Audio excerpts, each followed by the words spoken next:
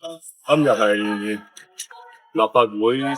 屆選舉嘅投票日，呼籲大家呢出嚟踴躍投票。根據基本法嘅規定呢，立法會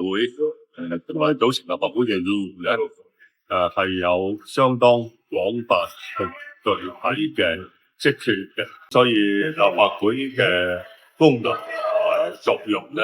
係相當重要嘅。屋苑大火之後揭露咗有關嘅行業嘅混入事，嘅一啲問題，無論係先後公眾又好，或者我哋去修補或喺制度、政策、措施上嘅漏洞等等，都需要立法會或者特區政府齊心合力，根據基本法賦予佢哋嘅國情嘅職權咧，嚟到為香港市民去將啲事情做到嘅。